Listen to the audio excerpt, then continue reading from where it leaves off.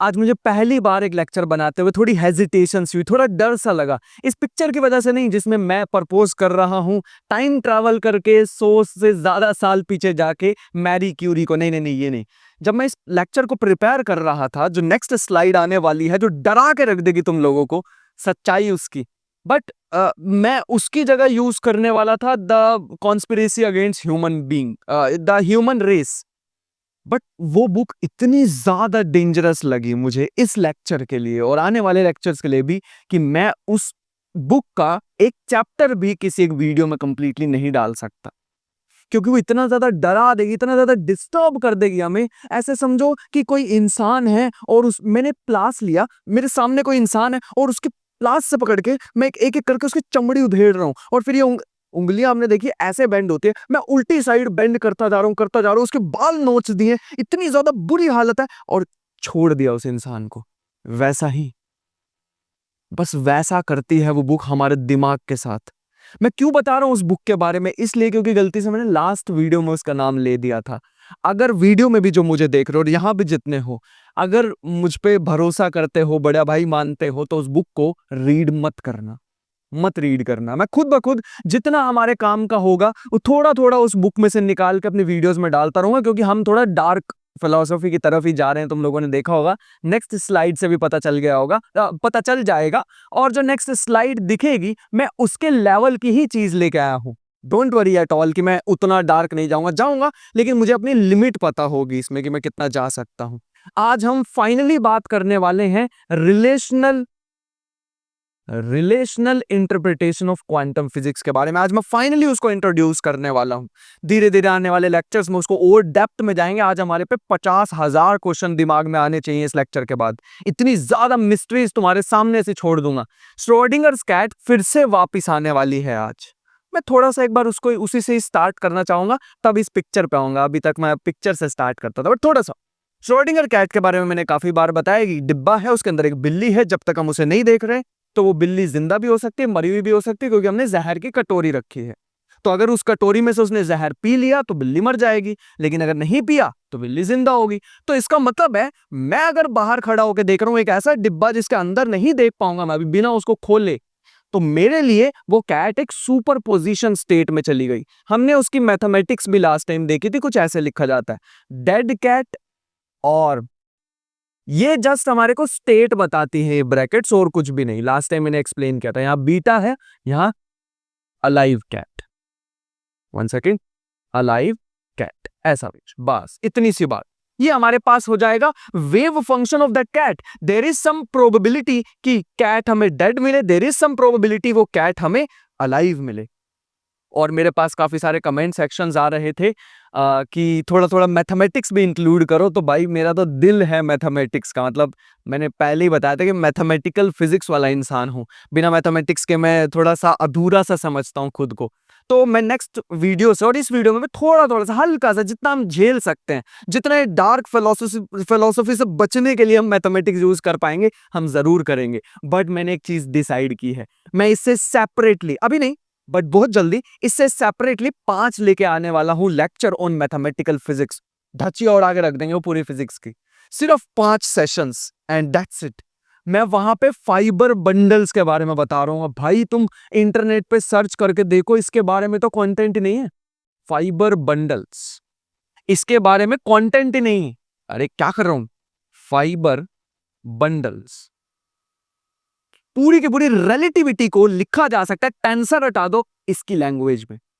हम पूरी की पूरी लैग्रांजियन हैमिल्टोनियन मैकेनिक्स पढ़ रहे होंगे यूजिंग फाइबर बंडल्स। इतनी ज्यादा डीप है।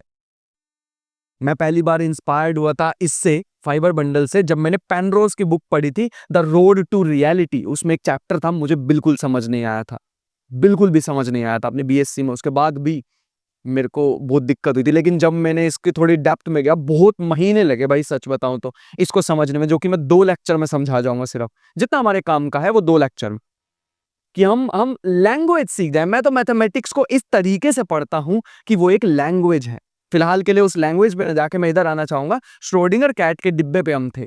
अगर मैं श्रोडिंगर कैट को, वो जो डिब्बा है, मैं उसको बाहर से देख रहा हूं, तो वो सुपरपोजिशन स्टेट में। वेट अ सेकेंड, 1 मिनट रुकना जरा। हमने हमेशा सुना है, जरा वो बिल्ली के पर्सपेक्टिव से सोचना। बिल्ली की तो एक ही स्टेट रहेगी ना, there is no ambiguity for that cat. या तो वो कैट जहर पी लेगी मर जाएगी, या तो वो नहीं पिएगी वो जिंदा होगी। कैट के लिए तो कोई भी, कैट के लिए अलग कहानी है, मेरे लिए अलग कहानी है। इसका मतलब है reality exist relative to something. कोई भी चीज मेरे लिए हो रही है, मेरे रिस्पेक्ट में हो रही है, किसी और के लिए डिफरेंट हो सकती है। इसका मतलब है हमें यहां पर रिलेशंस के बारे में पढ़ना होगा। At the end of the day everything is related to something. Quantum mechanics हमें बताना चाहती है, हमने लास्ट टाइम तक ये साई के बारे में बात की, ये साई क्या रियलिटी के बारे में कैसे बताना चाहता है, बिहाइंड द सीन क्या चल रहा है, जो कि हमारा मुद्दा है। इन 4 लेक्चर में पहुंच चुके, अभी तक हमें नहीं पता चला। शायद हम 8 पे पहुंच जाएंगे तब भी शायद क्लियरली नहीं पता लगेगा, लेकिन एक पिक्चर ढूंढने की कोशिश कर रहे हैं। और मैं जितने वीडियो देख रहे हैं उनको भी बोलना चाहूंगा, यहां वालों को भी बोलना चाहूंगा, जो मैं बोल रहा हूं it is not absolute truth. Science वाले ही सबसे ज्यादा खुश होते हैं जब उन्हें कोई गलत प्रूव कर दे। मैं बहुत ज्यादा खुश होऊंगा, सबसे ज्यादा खुश, तुम लोगों से भी ज्यादा खुश मैं आऊंगा अगर तुम मुझको गलत प्रूव करोगे तो। And that's how science grows. जो भी मुझे कमेंट सेक्शन में ये भी बोलते हैं, भाई तुम ना ये वाले टेक्स्ट को पढ़ लो और तुम सब जान जाओगे। मेरे को वो टेक्स्ट ही नहीं पढ़ने, ऑल्दो मैंने कई सारे पढ़ रखे हैं, अलग अलग बुक्स को पढ़ रखा है जो भी कमेंट बॉक्स में बोले जाते हैं, बट मुझे वो टेक्स्ट में इंटरेस्ट ही नहीं है बिल्कुल, जो कह देंगे ये अंतिम सत्य है, ये एब्सोल्यूट ट्रूथ है। एब्सोल्यूट कुछ होता ही नहीं है। वही तो हम पढ़ रहे हैं रिलेशनल में कि एवरीथिंग इज रिलेटिव। हमने स्पीड के बारे में सुना, स्पीड इज रिलेटिव, आइंस्टाइन ने यही बताया था, है ना। स्पीड को अगर डिफाइन करना हुआ तो तुम्हें किसी के रिस्पेक्ट में बतानी होगी। इस समय मैं रेस्ट पे हूं, इस समय ये जो मेरा कैमरा, बताओ ये रेस्ट पे है या मोशन में? द आंसर इज डिपेंड करता है किसके रिस्पेक्ट में पूछ रहा हूं। अगर मैं जाके मून पे बैठ जाऊं और मून से इस कैमरे को किसी तरीके से देख लूं, तो फिर तो ये दोनों के दोनों मोशन में होंगे with respect to each other. इसका मतलब है अगर हमें स्पीड की कभी भी बात करनी है तो एब्सोल्यूट स्पीड की बात करना ही मीनिंगलेस है। It is not our ignorance, it is meaningless, it is completely meaningless. Einstein ने बताया टाइम के बारे में, यही बताने की कोशिश की टाइम के बारे में भी। एक है ब्लैक होल के पास, उसके लिए टाइम स्लो चल रहा है, उसको जो ब्लैक होल के पास बैठा है उसके लिए टाइम एकदम वही है, सेम जैसा चलता है वैसा ही हो रहा है। उसके उसके जो एटम्स है उधड़ के गिर रहे हैं, उसकी बॉडी एकदम खिंच रही है ग्रेविटी के कारण, वो ब्लैक होल के अंदर गिरने को हो रहा है। स्पेगेटिफिकेशन इफेक्ट उसको दिखाई दे रहा है, बट जो भी है बॉडी का खिंचना, स्पेगेटिफिकेशन बाय द वे, बट जो भी है उसके लिए टाइम वैसे ही बीत रहा है। लेकिन मैं यहां से जब कैलकुलेट कर रहा हूं ना, उसके लिए टाइम स्लो हो गया है। तो ये टाइम स्लो हुआ है विद रिस्पेक्ट टू समथिंग। उसके लिए अलग ही टाइम चल रहा है, मेरे लिए अलग ही टाइम चल रहा है, with respect to each other अलग ही कुछ कहानी है। इसका मतलब कौन सही है? आइंस्टाइन कहते हैं ये क्वेश्चन ही गलत है, तुम पूछ ही नहीं सकते। You cannot ask this question who is correct, the answer is both are correct, at the same time both are wrong. ये क्वेश्चन ही मीनिंगलेस है। हम हमेशा बात कर सकते हैं relative to something, not absolute truth. Space is absolute नहीं, स्पेस भी एब्सोल्यूट कैसे है? आइंस्टाइन ने बताया कि पूरी की पूरी जो ग्रेविटी है वो ग्रेविटी कोई फोर्स नहीं है, वो तो ज्योमेट्री से रिलेटेड है, bending of distortion of space time है। स्पेस के साथ टाइम भी डिस्टोर्ट हो जाता है। कितनी डीप बातें हैं, हमें समझ आया, बढ़िया। इसके अलावा मेरे पास और भी एग्जांपल है, जैसे अप डाउन। अप डाउन की अगर हम बात करें, मैं कह रहा हूं कि मैं इस समय अर्थ के ना अप साइड पे खड़ा हूं, कैसे पता भाई? और दूसरे वाला डाउन साइड पे खड़ा, कैसे पता? हम एक दूसरे के रिस्पेक्ट में जरूर बोल सकते हैं, है ना। अप और डाउन जैसी कोई चीज एब्सोल्यूट एग्जिस्ट करती ही नहीं है। ये पूरे यूनिवर्स में अर्थ एक बॉल है जो कि फ्लोट कर रही है स्पेस में, उतना ही। अप डाउन जैसी कोई एब्सोल्यूट चीजें नहीं बोल पाएंगे। इसके अलावा मैंने टाइम बताया, मैं साइमल्टेनिटी बता सकता हूं, बट अभी हम रिलेटिविटी की क्लास में नहीं है, वरना मैं तुम्हें साइमल्टेनिटी के बारे में भी जरूर बताता। कोई चीज मेरे लिए जिस समय पे हो रही है तुम्हारे लिए अलग समय पे हो सकती है। साइमल्टेनियस इवेंट्स, कोई चीज मेरे लिए, कोई 2 इवेंट्स एक साथ हो रहे हैं तुम्हारे लिए अलग अलग टाइम पे हो सकते हैं, दैट इज साइमल्टेनिटी। वो भी अलग अलग होती है, that is also not absolute.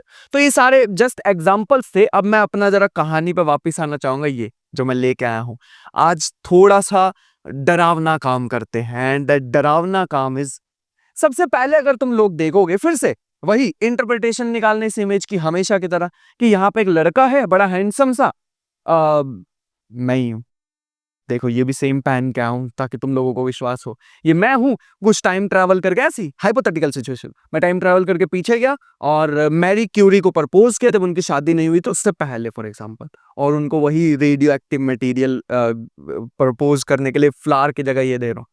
ठीक है, सब कुछ अच्छा चल रहा था, हंसी मजाक के लिए बहुत अच्छा एग्जाम्पल है। द डार्कनेस थिंग इज, क्या हो अगर मैं ऐसा हूं, बाकी की सारी बॉडी कॉकरोच की है, बस फेस ह्यूमन का। ऐसी ही एक कहानी है, अगर तुम लोग इसे देख पा रहे हो, let me zoom it a little. अगर तुम लोग इस चीज को देख पा रहे हो तो यहां पे तुम लोगों को एक किताब दिख रही होगी, फ्रांज काफ्का की Metamorphosis, and that is the book, जो कि बहुत ही कुछ ज्यादा ही डिस्टर्बिंग, मैं इसके बारे में थोड़ा बताना चाहूंगा। ये बुक में क्या होता है कि एक दिन मेरे को नाम याद नहीं है तो मैं उसका नाम दे देता हूं, जियोर्ज, शायद कुछ ऐसा ही नाम था, ठीक है, जियोर्ज नाम दे देता है। एक जियोर्ज था, कोई किसी को अगर पता हुआ तो कमेंट बॉक्स में बता देना, बट ठीक है। एक जियोर्ज एक बेड पे लेटा हुआ था, एक दिन वो जगता है, उसको ऐसा लगता है यार उसकी बॉडी में ना कुछ दिक्कत सी हो रही है, ऐसे जैसे उसको बड़ा हैवी सा फील हो रहा था, बहुत ही ज्यादा, उसकी टांगे ऐसे अकड़ी सी हुई थी, उससे उठा ही नहीं जा रहा, वो बहुत जोर लगा रहा है, वो कुछ बोलने की कोशिश कर रहा है, वो बोल ही नहीं पा रहा है, ऐसी कंडीशन में आ चुका है वो जॉर्ज। लेकिन लेकिन बाहर से आवाज आती है, भाई तुझे ऑफिस नहीं जाना क्या, इतने टाइम हो गया। तो फिर से वो कुछ बोलने की कोशिश करता, वो बोल भी नहीं पा रहा, उसकी साउंड अजीब सी हो गई। सडनली उसको ऐसा महसूस होता है जैसे वो एक कॉकरोच बन चुका हो, ऐसा कुछ। ये जो काफ्का है ना, ये डिस्क्राइब नहीं करते वो कॉकरोच कैसे बन गया, वो कॉकरोच क्यों बना, कुछ डिस्क्राइब नहीं किया। अब अलग अलग लोगों के पर्सपेक्टिव आते हैं इसमें, जो उसकी सिस्टर होती है वो अलग तरीके से उससे ट्रीट करती है, जो उसके फैमिली मतलब ओवरऑल फैमिली मेंबर है वो उसको एक बर्डन की तरह देखते हैं, यहाँ पे पड़ा हुआ है, कोई उससे बात नहीं करना चाहता है। अब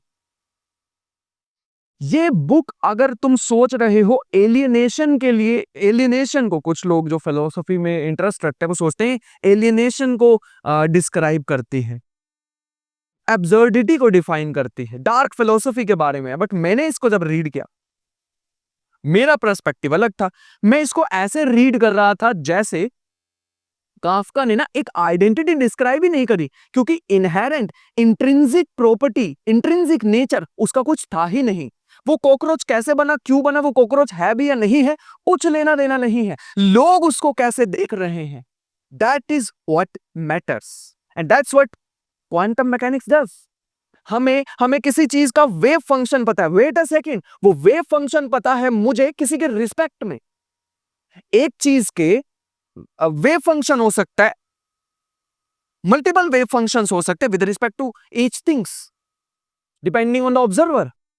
पूरी क्वांटम मैकेनिक्स की जो मेन क्रक्स है, जो हाइजेनबर्ग कंफ्यूज होते थे, वो इसी पे तो होते थे, व्हाट इज ऑब्जर्वर। मैं एक लैब में जाके एक एक्सपेरिमेंट करता हूं, ठीक है, मैंने एक एक्सपेरिमेंट किया और मुझे पता लगा कि एटम के अंदर मैंने जैसे एक्सपेरिमेंट किया, एक इलेक्ट्रॉन मुझे दिखाई दिया एक पर्टिकुलर पोजीशन पे।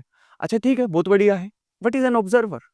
क्या वो टूल है जिससे मैं उस इलेक्ट्रॉन को मेजर कर रहा हूं, क्या मैं कॉन्शियस बीइंग में ऑब्जर्वर हूं, या फिर वो लैब ऑब्जर्विंग लैब है, क्या चीज है ये ऑब्जर्वर।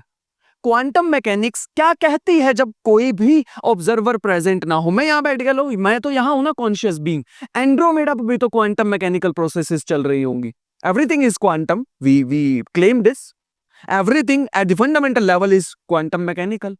तो वहां पे भी तो क्वांटम मैकेनिकल प्रोसेसेस चल रही हैं, है ना। तो वहां पे कौन है observer, what happens when no one is observing. Similarly Kafka भी, मैं ये नहीं कह रहा काफ्का क्वांटम मैकेनिक्स के बारे में कुछ जानते थे, अरे या उसके बारे में कुछ कहना चाह रहे थे, let me correct my self, नहीं मैं ये नहीं कह रहा हूं, मैं ये कह रहा हूं कि जब मैंने कहानी पढ़ी तो मेरे को लगा ये कहानी से मैं डिस्क्राइब कर सकता हूं, सेम गोज, समझ पा रहे होंगे ना मैं किस चीज को कह रहा हूं।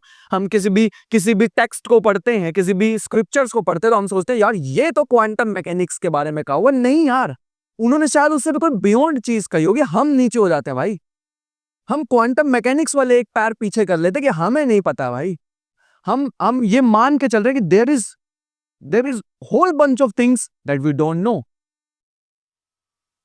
समझ आया यहां तक, बढ़िया, बहुत अच्छी बात है। इस इमेज को मैं थोड़ा सा आगे करना चाहूंगा, कुछ लोगों के लिए डिस्टर्बिंग हो सकती है। सो रिलेशनल क्वांटम फिजिक्स के बारे में हम बात कर रहे थे। अब रिलेशनल क्वांटम फिजिक्स कहती है कि लास्ट टाइम हमने बात की थी कि there are many interpretations of quantum physics, जो कि जो वेव फंक्शन होता है, जो साई होता है, उसको रियलिटी मान के चलते हैं। It is reality, it is the ultimate truth that it tells us. बढ़िया बात है, बहुत अच्छी बात है। लेकिन उसमें काफी सारी मैंने कमियां भी बताई थी हर एक में, है ना। जैसे मैनी वर्ल्ड इंटरप्रिटेशन में काफी सारे यूनिवर्सेस की बात हो रही थी। हिडन वेरिएबल में कुछ ऐसी रियलिटी के ऐसे वेरिएबल्स के बारे में बात हो रही थी जो कि वेरिएबल कभी ऑब्जर्व ही नहीं हो सकते शायद। और उसके बाद इंस्टेंटेनियस कोलैप्स के बारे में बात हो रही थी, जिसमें अलग अलग इफेक्ट्स होते हैं जिनके कारण से वेव फंक्शन कोलैप्स होता है। ग्रेविटी के बारे में मैंने बताया था, रोजर पेनरोस की थ्योरी।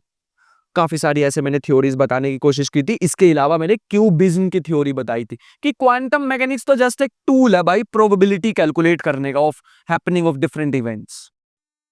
बट वो तो मैंने बिल्कुल रिजेक्ट कर दी थी। ऐसा नहीं हो सकता यार, साइंस का मोटिव ही खत्म कर दिया उन्होंने। पूरी की पूरी क्वांटम मैकेनिक्स को ही बोल दिया कि बस वो एक मैथमेटिकल थ्योरी है जो कि बस आउटकम कैलकुलेट करने की प्रोबेबिलिटीज बताती है। आउटकम, कोई किसी भी आउटकम की प्रोबेबिलिटी बताती है, बस उतना ही है क्वांटम फिजिक्स का रोल। मैंने पर्सनली अपने पर्सपेक्टिव से उसको तो साइड ही हटा दिया था भाई, ये नहीं, ये नहीं। हालांकि ये उस डायरेक्शन में जरूर चलती है कि wave function is not everything, it is not real. उस डायरेक्शन में चलते चलते भटक सी जाती है थ्योरी, इसलिए मेरे को ये पसंद नहीं।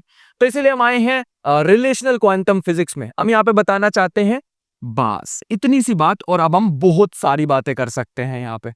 हम यहां पे बात कर रहे हैं कि कुछ भी अगर हमारे यूनिवर्स में हो रहा है that is relative to something, even facts are relative. अभी मैंने श्रोडिंगर्स कैट वाला एग्जांपल दिया था, तो क्या रियलिटी है? वो बिल्ली को जब मैं नहीं देख रहा हूं, डिब्बे के बाहर हूं, सुपर पोजिशन में वो बिल्ली एग्जिस्ट कर रही है। वेट अ सेकंड, अलग अलग ऑब्जर्वर के लिए अलग अलग ट्रूथ होगा। Even facts are not relative, ये मैं बताने की कोशिश कर रहा हूं कि अगर तुम उस डिब्बे को देख रहे हो या कोई और ऑब्जर्वर है, तुम पहली बात अपने आप को नेचर से अलग क्यों समझ रहे हो? You are not the part of nature. का तुम लोग अपने आप को नेचर से अलग समझ रहे हो, तभी तुम खुद को ऑब्जर्वर कह रहे हो।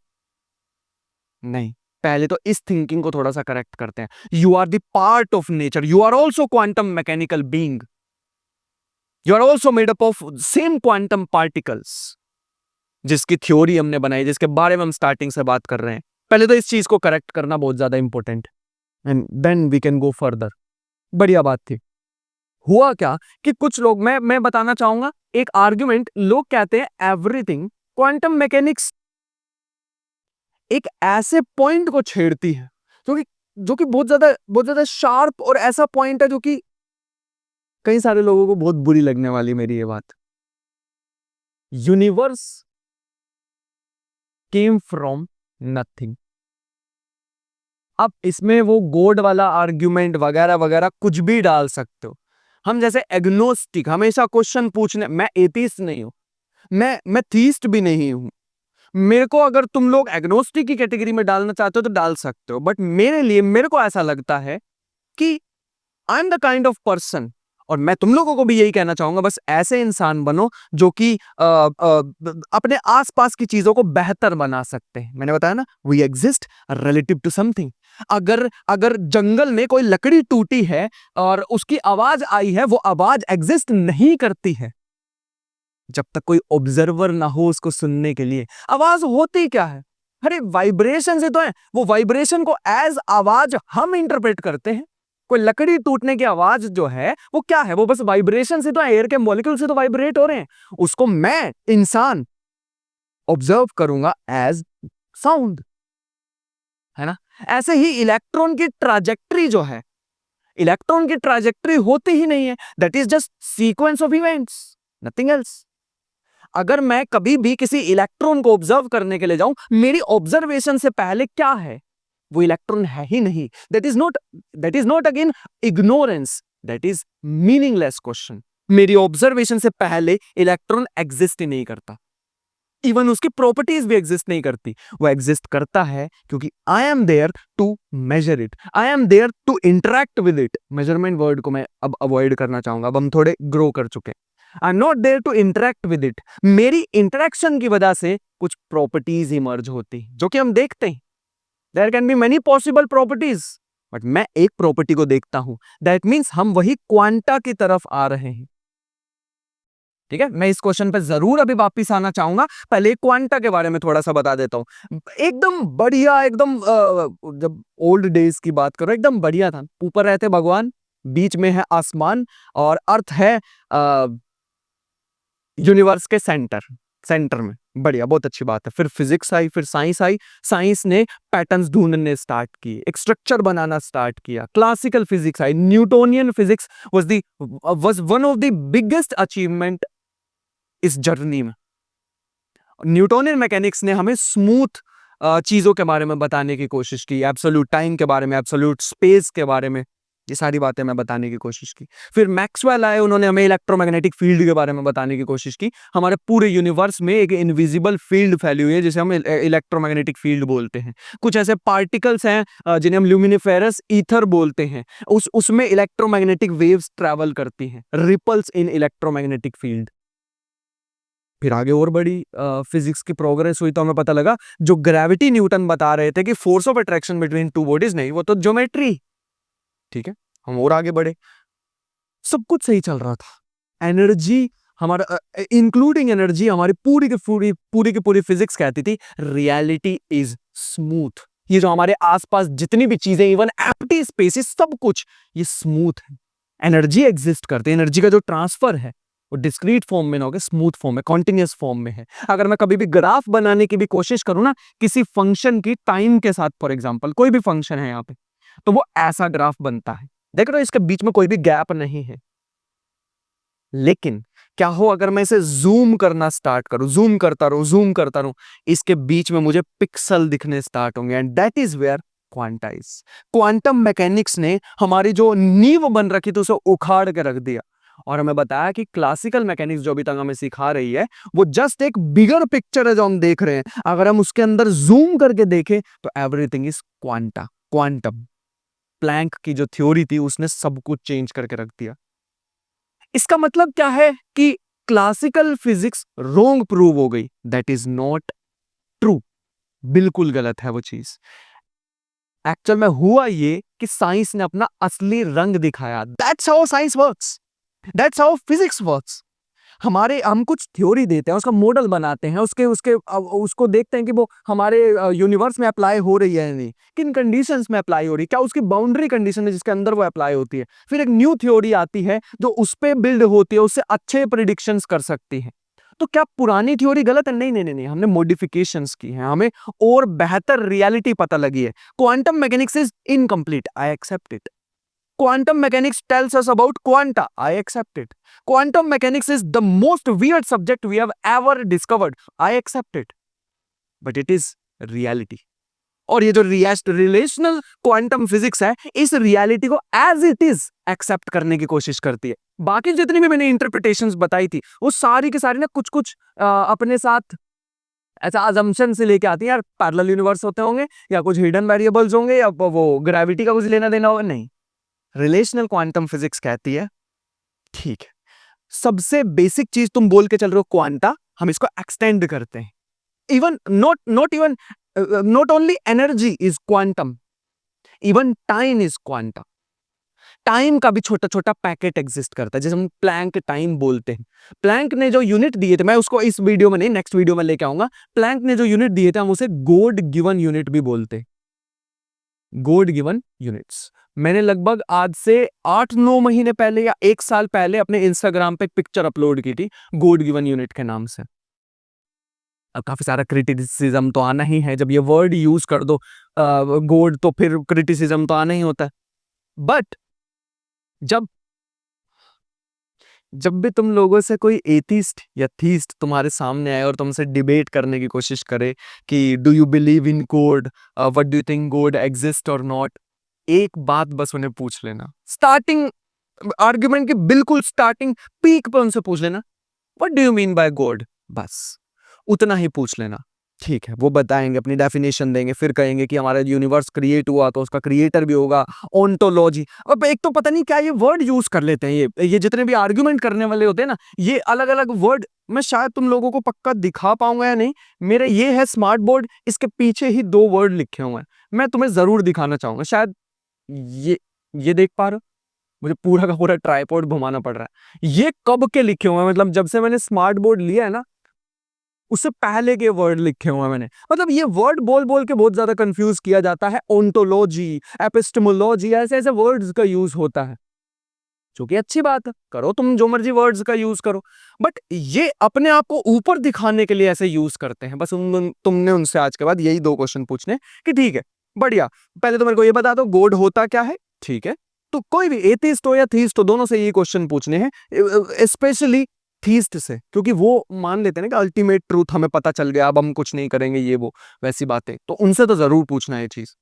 पहली बात हो गई, उन्होंने डिफाइन करा, उन्होंने ओंटोलॉजी, एपिस्टेमोलॉजी सब इग्नोर करना है, सिर्फ सुनना है, समझना नहीं है। फिर दूसरा क्वेश्चन, अच्छा ठीक है, हम गॉड में बिलीव कर लेंगे, बताओ कौन से?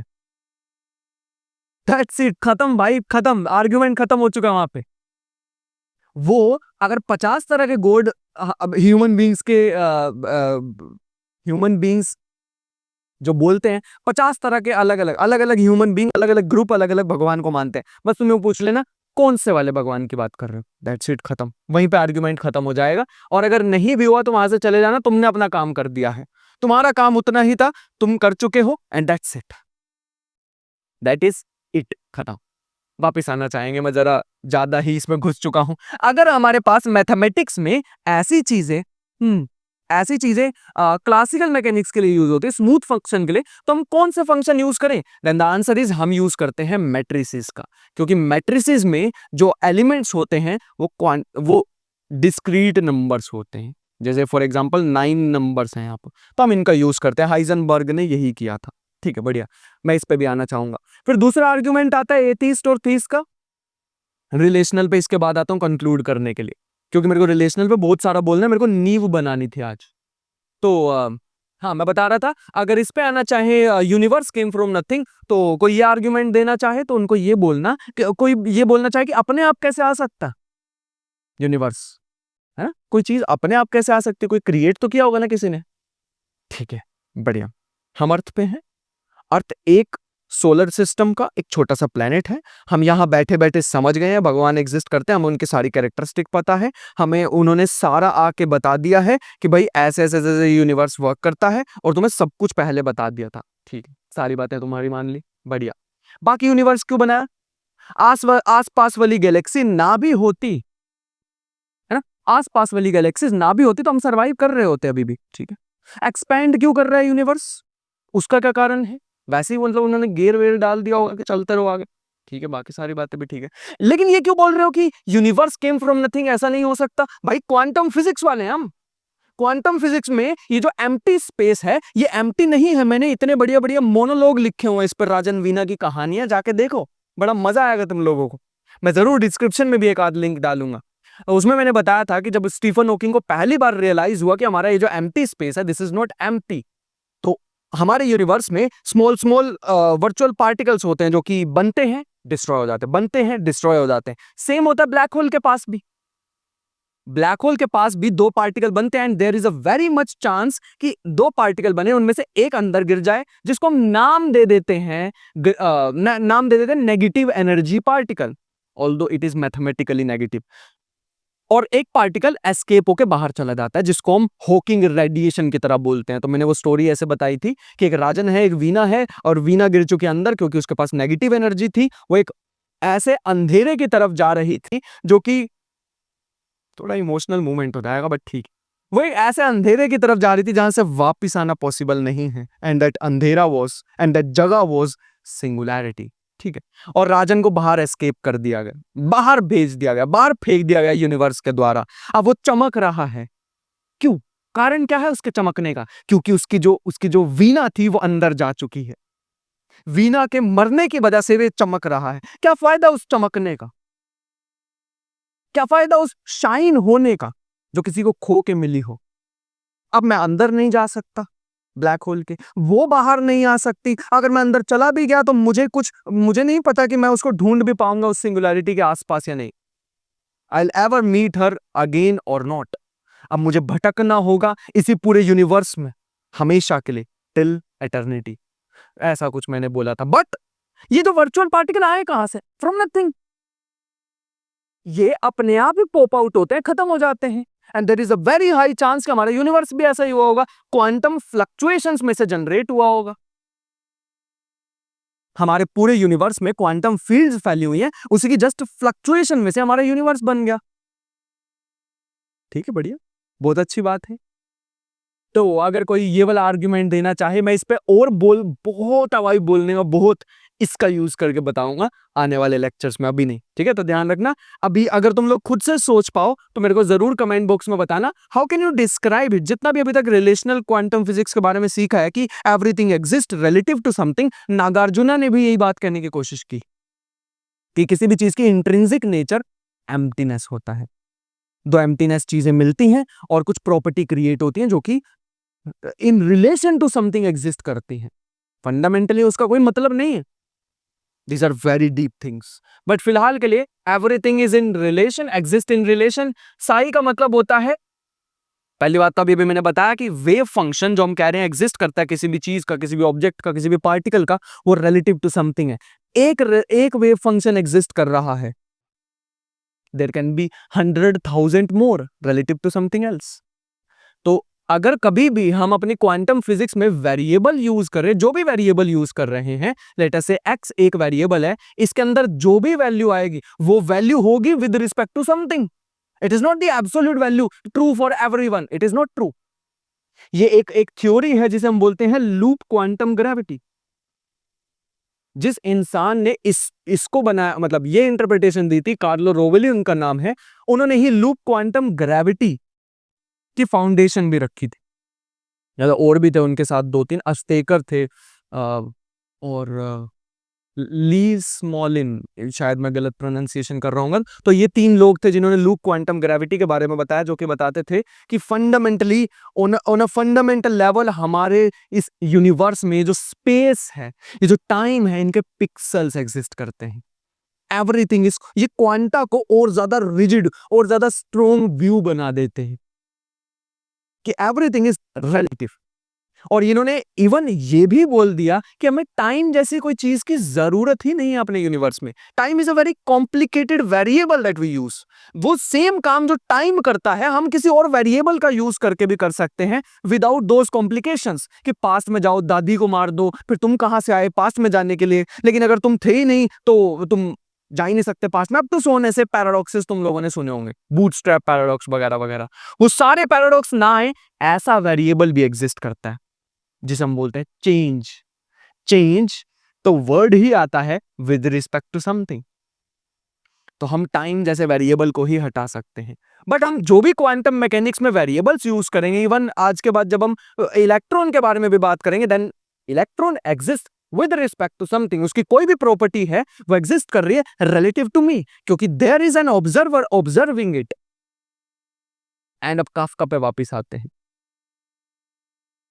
इसी में ना, ये जो बुक है यहाँ पे मैंने बना रखी है, इसमें एक सीन आता है, मेरे को एग्जैक्ट नहीं याद, थोड़ा सा मैं खुद बना रहा हूं, अगर ये एग्जैक्ट ना हो इस बुक में तो काफी पहले पढ़ी थी मैंने बुक। तो इस बुक में इस बुक में एक ऐसा पड़ाव आता है जब ये जो जॉर्ज होते हैं, ये जॉर्ज कमरे से बाहर निकलते हैं। अब सारे ना ऐसा चिढ़ रहे हैं इस इंसान से, इनको रोटी भी ना ऐसे दूर से रख के और भाग जा रहे हैं और इससे बहुत नफरत कर रहे हैं। ऐसा ही होता है ना कभी कभी, कुछ ऐसे भी लोग होते हैं जिनके कोई दोस्त ही नहीं होते, दिखने में हैंडसम समय सब कुछ है, दोस्त ही नहीं। घर वाले भी एकदम चिढ़ते रहते हैं हर समय। होता है ऐसे, बिल्कुल होता है ऐसे। मैंने एग्जांपल्स देखे लाइव अपने सामने, बट ठीक है, यहाँ पे भी ऐसे ही हो रहा था कुछ। तो इसके फादर क्या करते हैं, इसको कहते हैं चला जा रूम में अपने और दरवाजा बंद कर ले अंदर जाके। तो कितने डिफरेंट पॉइंट ऑफ व्यू के इनके, जो जो जो जॉर्ज है वो एक्चुअल में कॉकरोच नहीं है, बस सब नफरत करने लग गए उस इंसान से। सभी इसके सभी नफरत कर रहे हैं। लेकिन वो जो रियलिटी है, वो जो जॉर्ज है, उसकी रियलिटी उसके खुद के लिए अलग है उसको ऐसा लग रहा है कि मैं कॉकरोच बन चुका हूं, मैं बड़ा भद्दा सा दिख रहा हूं, मैं ऐसी शेप में आ चुका हूं, मेरा फेस सही है, मेरी बाकी बॉडी खराब हो चुकी है, मैं अपने हाथ पैर नहीं हिला पा रहा हूं। लेकिन जो उसकी सिस्टर है उसके लिए अलग क्या बोलते हैं, अलग एक पर्सपेक्टिव होगा, और जो उसके फादर है उनका अलग पर्सपेक्टिव होगा, मदर का अलग पर्सपेक्टिव होगा, कोई उनके घर कोई मेड है तो उनका अलग पर्सपेक्टिव होगा। तो reality exist with respect to something. इन्होंने ये वर्ड्स में बोली बात। वेट अ सेकंड, जो मैं बताना चाह रहा हूं वो कंप्लीट करता हूं। तो इनके फादर ने कहा चल अंदर, अंदर चला गया, तो दरवाजा बंद कर लिया। अब कितनी सारी और पॉसिबिलिटीज हो सकती थी, है ना, है ना, है ना। काफी सारा और कुछ हो सकता था कि फादर और बेटे में लड़ाई हो गई, या कुछ भी हो सकता, कुछ भी हो सकता था। कितनी सारी पॉसिबिलिटीज एकदम गायब हो गई क्योंकि उसके फादर ने कहा अंदर भाग जा। कितनी सारी फ्यूचर की पॉसिबिलिटीज को काफका ये समझ चुके थे, कितनी सारी फ्यूचर की पॉसिबिलिटीज खत्म हो गई उस एक एक्शन से, उस एक एक्शन से। And that is what quantum decoherence says. कई बार तुम लोगों ने सुना होगा ना, मैंने भी अपने वीडियोस कभी कभी बनाता हूं और बोलता हूं सुपरपोजिशन जैसी चीज है, फिर मैं कहता हूं एंटेंगलमेंट जैसी चीज है। वो कहते हैं जाओ भाई पहले ना क्वांटम डीकोहेरेंस पढ़ के आओ। अरे भाई D, that is the first lesson जो हम क्वांटम मैकेनिक्स में पढ़ते हैं और पढ़ाते हैं। तो मुझे नहीं पता होगा कि डीकोहेरेंस का, डीकोहेरेंस इज जस्ट एक तरीका है एस्केप करने का। वो क्वेश्चन का आंसर नहीं देना तो डीकोहेरेंस बोलो और साइड पे हो जाओ। लेकिन अब हम डीकोहेरेंस को अच्छे से बता सकते हैं। अगर हम कोई हमारा एक ऐसा एक्शन एग्जिस्ट करता है, कोई हमारी एक ऐसी ऑब्जर्वेशन, कोई एक ऐसी इंटरेक्शन होती है जो कई सारी फ्यूचर पॉसिबिलिटीज को खत्म कर देती है, दैट इज क्वांटम डीकोहेरेंस। जब भी मैं किसी इलेक्ट्रॉन को एक एटम के अंदर एकदम इंटरेक्ट कर देता हूं उसके साथ, तो एक इतनी सारी पॉसिबिलिटीज में से एक पॉसिबिलिटी में गिर जाता है। आज तक हम सोचते थे, अब हम थोड़ी सी बस अपडेट कर रहे हैं इसको, अब जस्ट अपडेट कर रहे हैं। जब तक मैं किसी चीज को ऑब्जर्व नहीं कर रहा, मैं उसके बारे में कुछ नहीं बोल पाऊंगा। इलेक्ट्रॉन एग्जिस्ट ही नहीं करता, रियलिटी बनी ही नहीं अभी। मेरी जैसे ही इंटरेक्शन होगी, अब मेरी इंटरेक्शन कई सारी तरीके से हो सकती थी, कई सारी फ्यूचर पॉसिबिलिटीज हो सकती थी, लेकिन मैंने जैसे ही इंटरेक्ट किया तो एक पॉसिबिलिटी में आके गिर गया, एक पॉसिबिलिटी में आके गिर गया। दैट इज जो बोला जाता है क्वांटम डीकोहेरेंस। जब हम एंटेंगलमेंट के बारे में बात करेंगे तब हम इसको और भी ज्यादा डेप्थ में पढ़ रहे होंगे, क्योंकि हमें अल्टीमेटली क्वांटम कंप्यूटिंग की तरफ जाना है। ठीक है, फिलोसफी के थ्रू जा रहे, लिटरेचर आर्ट के थ्रू जा रहे, लेकिन जाएंगे क्वांटम कंप्यूटिंग में। अभी तो मुझे वर्ड को डिस्क्राइब करना है, information, the most important word I think. हमारा यूनिवर्स बन कैसे रहा है, मैं हमेशा ये लाइन बोलता हूं, एक बार और मुझे रिपीट करने दो, एंड दैट इज हमारे पूरे यूनिवर्स में सबसे बड़ी चीज क्या है? हमारा यूनिवर्स ही। पूरे यूनिवर्स में सब इंफॉर्मेशन का सबसे छोटा पार्ट क्या होता है? बिट्स। हमारा यूनिवर्स कंप्यूट कर रहा है इन बिट्स। बिट्स तो पता ना, वो 0101 वाली लैंग्वेज। बस हमारे यूनिवर्स के बिट्स नहीं है, क्वांटम बिट्स हैं। जैसे जैसे वो कंप्यूट करता रहता है, किसको? खुद को ही। जैसे जैसे वो कंप्यूट करता रहता है, वो ग्रो करता रहता है और ज्यादा एक्सपैंड करता रहता है, इंफॉर्मेशन बढ़ती रहती है। What is that information? मैं डिस्क्राइब करूंगा, रुक जाओ।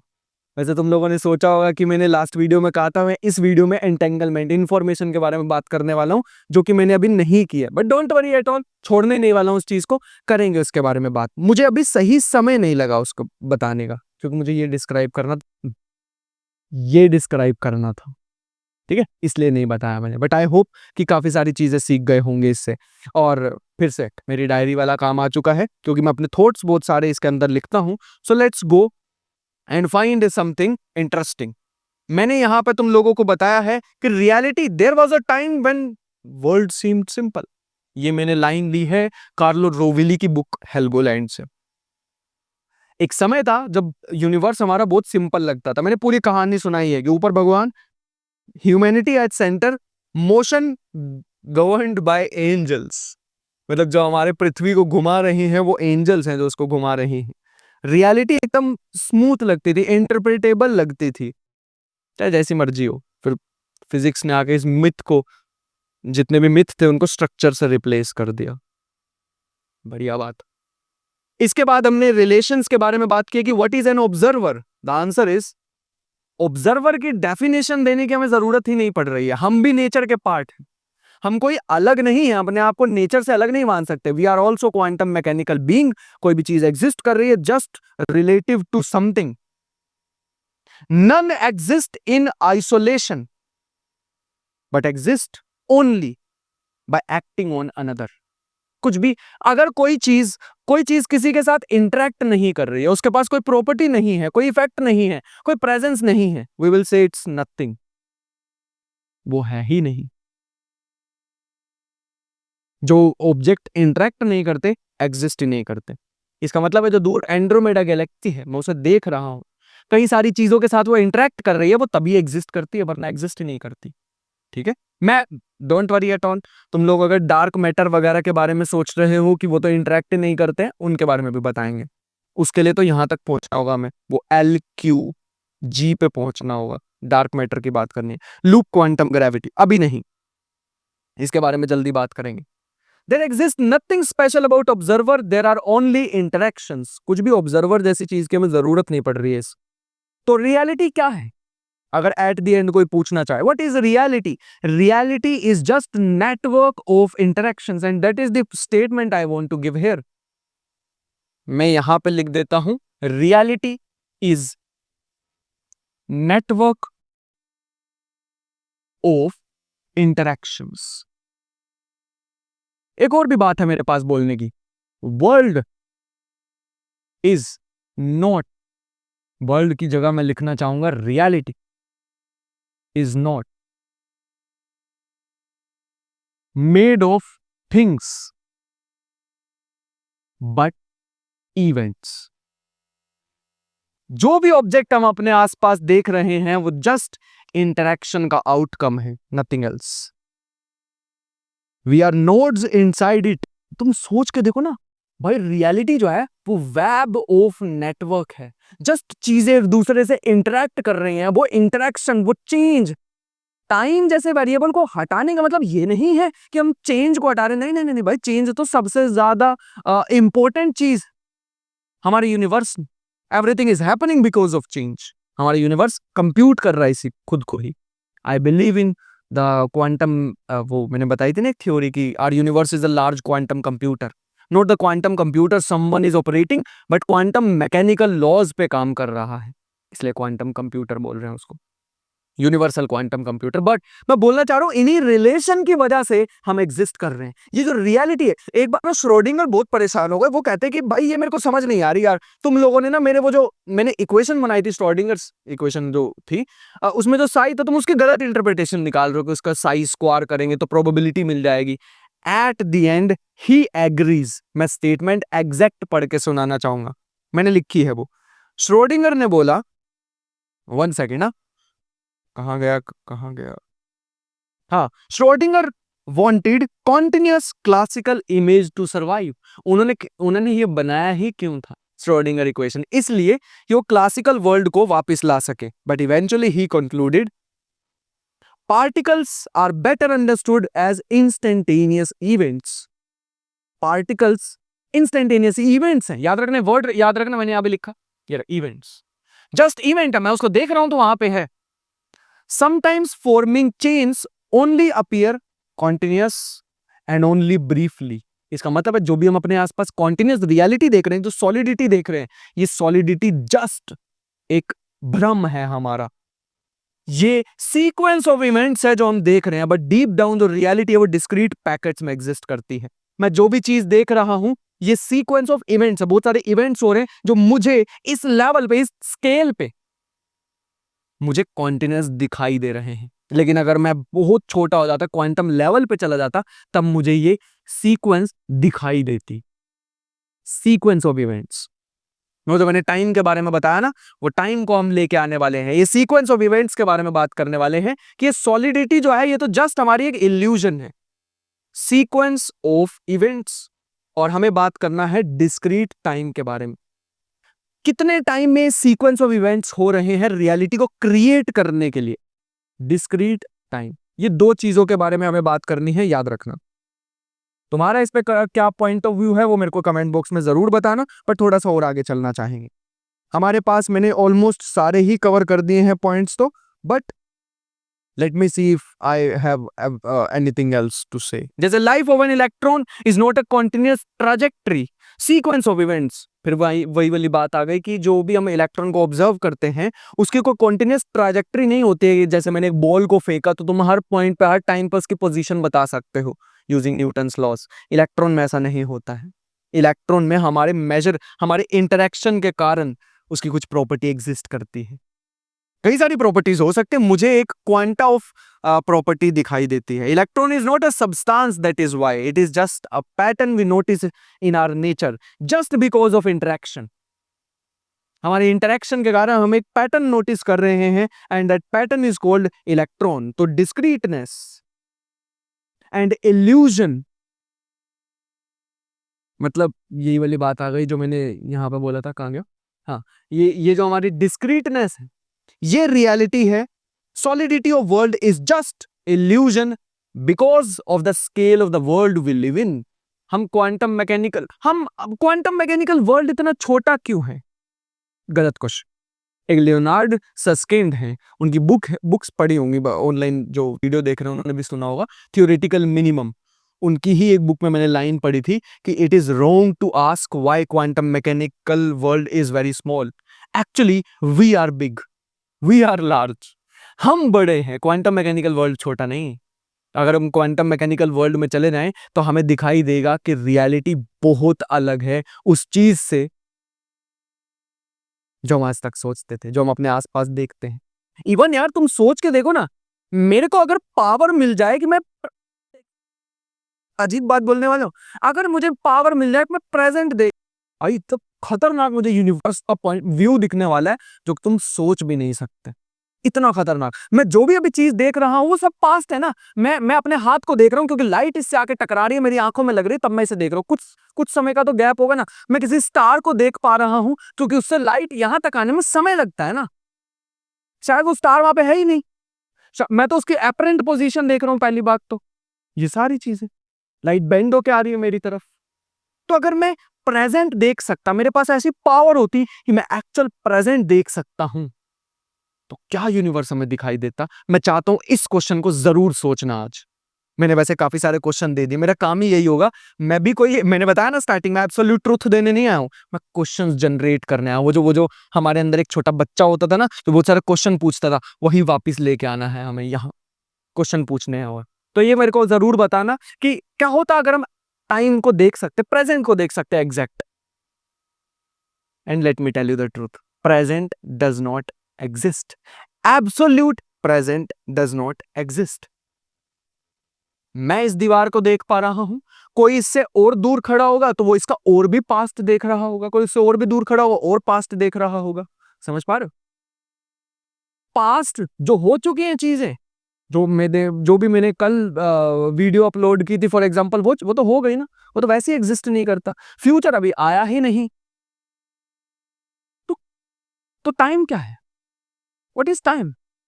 क्या ये रिलेशनल क्वांटम फिजिक्स क्या सिर्फ क्वांटम मैकेनिकल वर्ल्ड के साथ ही डील करती है या टाइम के बारे में भी कुछ बताने वाली है? द आंसर इज, ये बताएगी, ये तुम्हारे होश उड़ाएगी। और वैसे वाली सिचुएशन में नहीं लेके जाऊंगा कि वो मैंने स्टार्टिंग में बताया था ना, वो the conspiracy against human race, वैसा कुछ नहीं करूंगा। बट यही बता के जाना चाहूंगा कि फंडामेंटल लेवल पे टाइम एग्जिस्ट ही नहीं करता।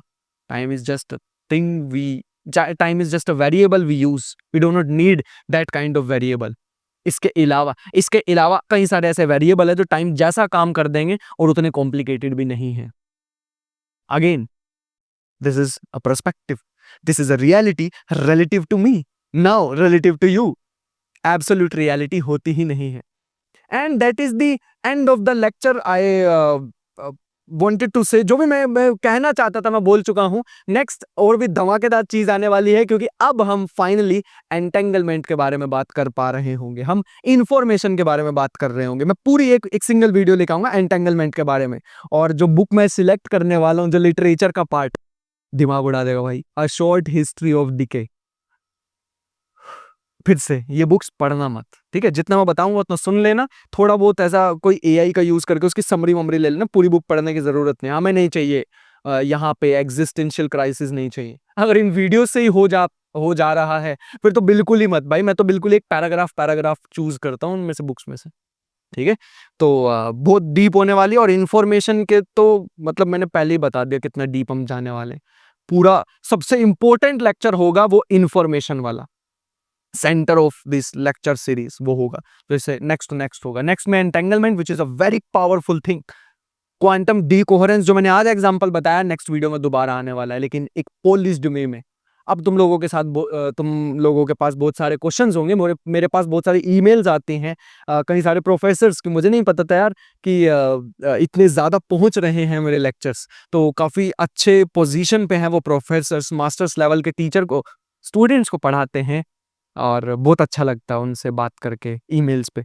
तो फिलहाल के लिए कमेंट बॉक्स में जितने भी क्वेश्चन हो डालो, मैं उसको पूरा ट्राई करूंगा उसको आंसर करने का। और मैंने देखा है कि कमेंट बॉक्स में कभी-कभी मैं जो आंसर करना चाहता हूं वो ऑलरेडी कोई और ही कर देता है, जो कि अच्छी बात है ताकि मैं दूसरों को समय दे सकूं, है ना? तो आपस में भी डिस्कशन करा करो और एक फ्रूटफुल डिस्कशन से बहुत अच्छे थॉट्स हमें मिल सकते हैं। एट द एंड हमारा गोल ये होगा कि हम क्वांटम कंप्यूटिंग सीखें। ये मैं कोई रैंडम लेक्चर्स तुम्हारे सामने नहीं थ्रो कर रहा हूं। फिर से मैं वही काम नहीं करूंगा कि मैं कोई टेक्स्ट बुक से लिखी हुई बातें तुम्हें बता दूंगा, उसके फिजिकल वर्ल्ड में कोई एप्लीकेशन ही नहीं होगी। कमाएंगे कैसे? कमाएंगे भी यूजिंग क्वांटम कंप्यूटिंग। हम एक स्किल भी सीख रहे होंगे, ठीक है? अगर अभी ही अलोंग द जर्नी सीखनी है तो क्वांटम कंप्यूटिंग कोर्स का लिंक डिस्क्रिप्शन में उसे ज्वाइन कर सकते हो, वरना हम इसको तो आगे बढ़ाते बढ़ाते क्वांटम कंप्यूटिंग की तरफ ले ही जाएंगे फिलोसॉफिकल वे में, ताकि सीखने में भी इंटरेस्टेड हो irrespective of what background you have. मेरी वीडियो 8th क्लास के बच्चे भी देखते हैं और मैंने तुम्हें बताया कि मास्टर्स लेवल के जो टीचर हैं वो भी देख रहे हैं। तो all are in the same page. मेरा वही सपना एक और बार पूरा हो रहा है जो कि मैं आईआईटी बॉम्बे के सेशन में करके आया था। मेरी वीडियो उसमें भी ऐसे ही था आईआईटी बॉम्बे में कि सामने मैंने देखा कि एक 10th क्लास का बच्चा बैठा है और इधर वाले बेंच पे देखा कुछ टीचर्स बैठे हैं 5-6, जब मैं क्वांटम कंप्यूटिंग का एक सेशन देने गया था 8 घंटे का। सो वो वाली जर्नी मुझे दोबारा देखने को मिल रही है, तो इतना ज़्यादा मज़ा आ रहा है, इतना अच्छा लग रहा है ना यार। थैंक यू सो मच इतने प्यार के लिए।